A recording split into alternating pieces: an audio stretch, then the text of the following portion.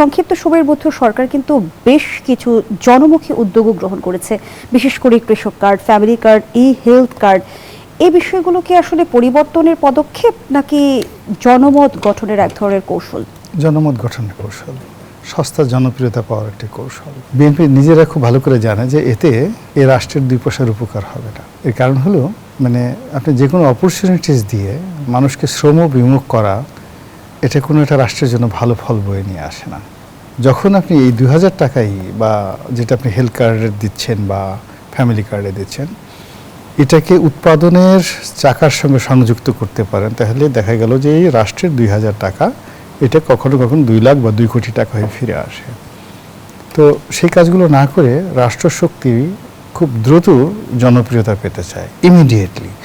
আর immediately জনপ্রিয়তা পাওয়ার জন্য সবচেয়ে সুবিধা হলো ভিক্ষা দেওয়া, দান করা, খয়রাত করা, তারপর সে জিয়াফত খাওয়ানো।